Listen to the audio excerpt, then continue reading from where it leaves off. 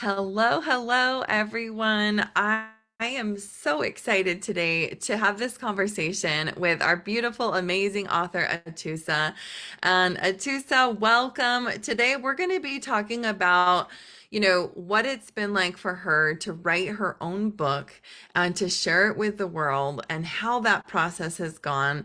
And, I think that you will love this conversation for a couple different reasons. Obviously, if you're looking to write your own book, it's great to hear her process. But also, I think people who are tend towards more spirituality and who are seeking enlightenment in a lighter way to do life and manifest and live in the life you were meant to live. Atousa's message and book is all about that. So you're going to love this conversation if any of those things describe you. Atousa, welcome. Thank you, Melissa. It's so good to be here. I'm really excited to share about all the process and the book. And yeah, let's get in there. Let's do this. So great because I asked Atousa, like, what's really strong on your heart this morning? What are you really feeling? And she's like, honestly, I am so lit up about this book. Tell me what you told me right before we got on. I might get emotional, but so it's been the abundance of love and support that I received with this book. When I started the process, I knew a little bit about self-publishing and how it's going to be. And, my expectation, I'm going to reach out, and out of those people, there's going to be a handful that I knew I could count on, that they're going to share it, they're going to read it, they're going to review it. But then the response that I'm getting right now from people, and even that initial release, has just been amazing, of people reading it. They're saying how it is powerful, how it's supporting them. A lot of people saying they can see this book, that they're going to keep going back to different chapters to reread it, to do the exercises. So it was my wish I said, even if one person can change something about their life, that's good enough for me. But now it's like, I think I checked a couple of days ago, it hasn't been even a month that's been published. And right now, I think with the digital downloads and the paperback, there's been like 630 or more that people have bought it, and like in less than a month. So, and it's amazing, and it's reaching the people, they love it. It's helping them. What more can I ask for? Oh, it's so amazing. It's so, so great. I love that this, just has fulfilled your dreams the way that you saw it going. And it's funny because Atousa and I, this is actually our first time meeting face to face. Alma Publishing was the publisher for Atousa's book. But because I'm the new CEO, Atousa has done most of her work with Monique and the team. And so, but I'm so thrilled to get to even get a glimpse into what has happened for you. And I feel like this book um didn't just fall out of the sky for you. Like, you have had a lot of life to live in order to create the stories and teachings that you shared in your book. I'd love to hear a little bit about your story. Yes. So actually the book, let me tell you how it started.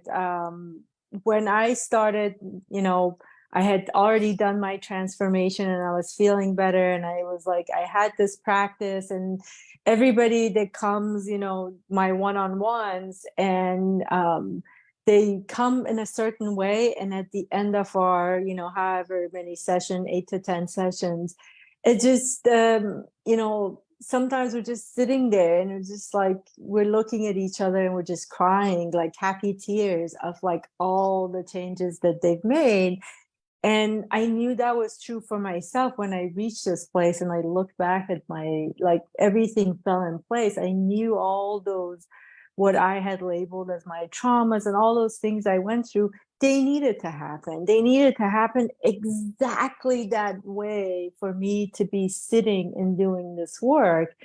So, and I wanted people to feel this feeling that it is this is bigger picture than this reality. There is something else, and if you just go inside and like get in touch with yourself and start loving yourself, all those things will present itself, and you will see exactly your journey and your journey forward as well. And so then the book idea came. It's like, okay, what if I can take what I'm doing on my one-on-ones and take some of it or all of it, as much as I can, put it in a book. And the process started about 2 years ago. And it had to go through, everybody, the people I was working with at that time, they were like, you need to do it this way, this way. I said, you know what? This needs to go through my creative process, which is the same way I do my art. It's going to come in layers, and I'm going to move it and adjust it, and I'll know when it's ready. And that's exactly what had happened. I took my time and let information come in and move it. And, it took 2 years, but I love how it came out. It's beautiful. And, when you say something like, everything that happened to me all happened for a reason, it happened exactly the way that it was supposed to. Um, I know from personal experience, like you don't come to that. First of all, no one can tell you that. Like no one can just Mm-hmm. say that to you about your own trials. You have to come to it from a deep space of inner work and inner healing. And I think that what fascinates me most about you is the kind of things that you've healed from. Like, so you were a refugee. I would love to hear a little bit more about that. Like, I just can't fathom. And I feel like teary just even thinking about some of the things that you shared in the intro and the beginning of your book about what you went through. Yeah, actually, I think that was the easier part of the process at that point from what I had gone through before. I grew up in a home. My parents were divorced too. Not a very, I don't think any divorce is good, but these guys, they were fighting way into my adulthood even. And so that was how I came in. And then, shortly after there was the war, well, the revolution happened, Iran revolution. And then right after that, it was the war. And then we migrated to US, and, luckily I had family here that, they welcomed us, and, it was wonderful. But then I came here, and, I didn't speak any English. But again, all the stuff that happened even before migrating here had given me such a sort of a PTSD and such anxiety throughout all of that. And then when I came here, everything got added on. Mm-hmm. And finally, I think probably around like 11, 12, I decided, it was right after we came here, I decided, like, okay, no, I need to get control of this thing. Like, you feel so out of control, and you don't feel like you belong, and everything's up to this point has just like been fear, fear, fear. That the only way I knew how to get a control and hold of everything was, okay, I need to go to school, make sure I finish school. It's not going to finish school, get a job, and study something that I know I can get a job quickly. And that's what I did. I went like hyper focused, and let's get through this, and let's get going here. Wow. Wow. It's amazing. I can only imagine too, like there's this sense of like, okay, you've arrived to safety to the United States, but it doesn't really feel that way when you get here because you don't know the culture and people are not necessarily friendly to Middle Easterns that still exist in our country. And then for you to have carved the life that you have and become the spiritual teacher that you have, like it's just no small thing. Yeah, and everybody deals with things differently. It was funny. My sister and I, we've been talking a lot about these things lately. And she's 5 years older than me. We were talking, we don't know if it's the age, her perspective, or, you know, the divorce happened much later for her than it did for me. So I don't, we couldn't come up why, but she really didn't have as much fear and anxiety as I did. Like even the experiences with the going through that whole revolution time and the war, um, it wasn't, I mean, yes, she had fear and anxiety, but it was not to the level of my experience. And it's funny, like, you know, again, same households, she's my sister, and same sort of environment, but completely different experience. And you know, maybe because I was so hypersensitive when I was born and I got, you know, everything out, maybe, not a maybe, that's what I was supposed to feel and to get here. So That's what I we're was just all thinking. If you hadn't felt all that fear and anxiety, I wonder if you would have discovered your spiritual gifts and, become the coach and leader that you are now. probably not, because even like at a young age, even through that process of anxiety, it was funny. I had completely forgot about those images. And once I was like in a really better place and I was like looking at all the purpose of everything, I sort of started remembering that I was really young. I don't even know if I was still in elementary school or not, but I was very young. And you know, all these movies were coming about, you know, gurus, prophets, things like that. And I remember like wanting to, like, that's what I want to do, not like, oh, have special gifts. I was like, I want, like, they're giving a message of hope to people and they're healing them. That's what I want to do. um and that's exactly what I got to do, so I guess I asked for it.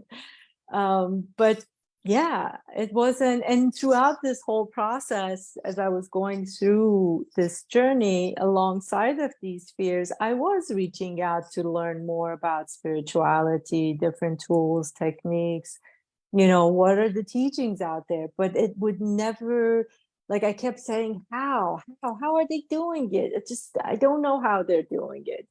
And you know, that was another reason for the book, because I think we get lost and we look at the gurus and teachers and say, well, you know, they live in a ashram somewhere and you know, they don't have any responsibility, they don't have a, you know, they're not a single parent, they're not this. And you know, yeah, no, I was all those. I went through a divorce. I was going through a divorce. I lost all my money, and you know, I was a single mom, and all other stuff was going on. And that was actually when it all came together. And that's what I want people to know with this book, that if I did it, you can do it.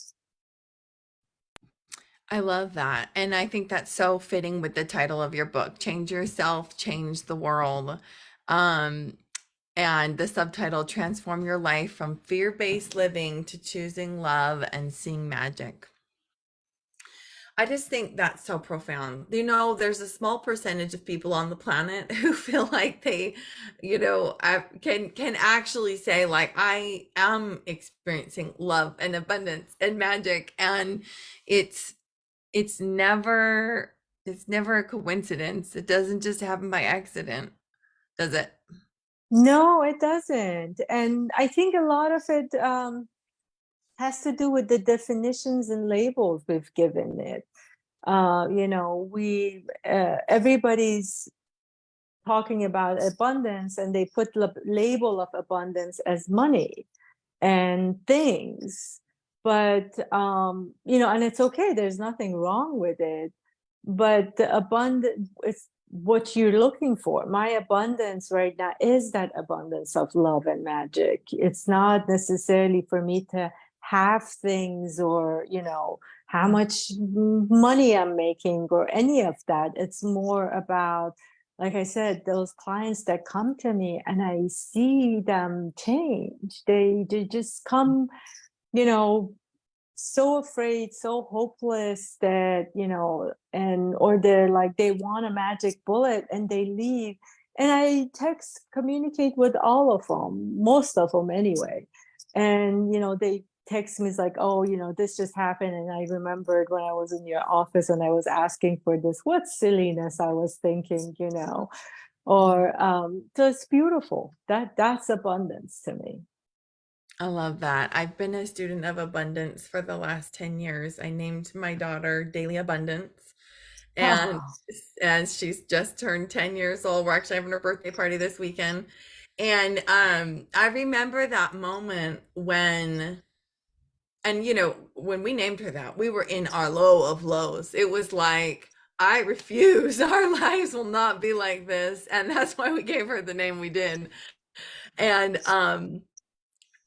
I remember the moment where I realized, like, oh my gosh, this whole time I thought it was about money. And it's like, there's so much more. Like, you yes. get to this state where it's like, wait a minute. Like, I could be asking for this, or I could be asking for all of this. Exactly. Exactly. And that's beautiful. That's beautiful. Yeah. And I want people out there to know about that because it's really not. We've narrowed our focus. Even if you don't take abundance in everything, we get up, and if one thing usually happens in our day, we're like, oh, the day is ruined. But Right. even that one thing that happened, when you see it as a gift, like, well, why did this happen?